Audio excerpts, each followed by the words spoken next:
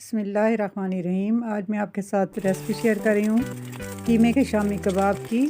ये भी बहुत मज़ेदार और उसी तरह रेशेदार बनेंगे। हमने चने की दाल को सख्त बॉयल करना है, तो बिल्कुल भी मैंने फुल नहीं पकाना, उसको थोड़ा सा कच्चा छोड़ना है। जब इसको कूटेंगे तो ये हमारे शामी कबाब जुड़े हुए और रेशेदार बनेंगे।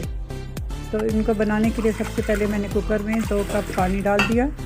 एक पावर 2-3 घंटे पहले भीगी हुई मैंने चने की दाल डाल दी, और साथ ही मैंने 1 टेबल स्पून इसमें कुटा हुआ धनिया और ज़ीरा डाल दिया। नमक डाल दिया 1 टीस्पून, लाल मिर्च 1 टेबल स्पून, गरम मसाला और काली मिर्चें हाफ टीस्पून, हल्दी मैंने थोड़ी सी डाल दी है। आधा किलो कीमा ले लिया, और उसके साथ ही मैंने इसमें एक छोटी सी प्याज डाल दी।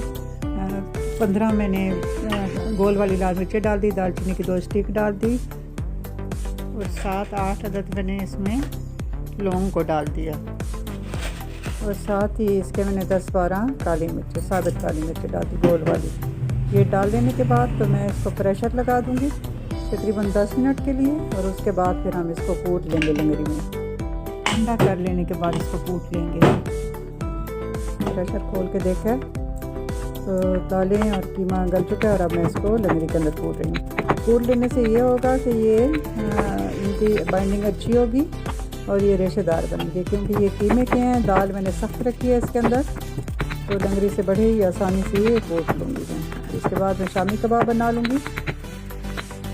अच्छे से कूट लेने के बाद सारी दाल और कीमे को, और फिर मैं इसको एक बाउल के अंदर शिफ्ट कर लूँगी, और इसको अच्छे से मैं मिक्स कर लूँगी।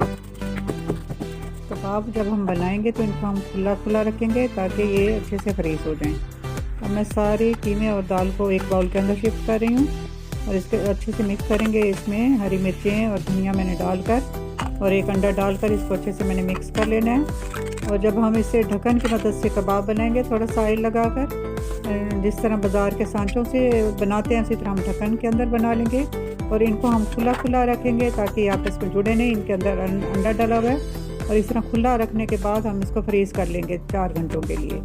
और जब फ्रीज़र से निकालेंगे फिर हम इसको किसी भी शॉपर में या किसी बैग में हम इनको रख देंगे। अब ये फ्रीज़ हो चुके हैं 4 घंटे बाद। अब देखें, अब ये जुड़े हुए भी नहीं हैं, टूटे हुए भी नहीं हैं, तो इनको मैं शॉपर में फिर से फ्रीज़र में रख दूँगी, और जब दिल चाहेगा हम बना लेंगे।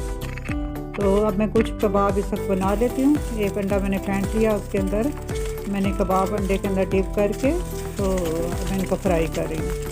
तो साथ में इसके चाय बना रही हूँ, हम चाय के साथ इसको अभी खा लेंगे।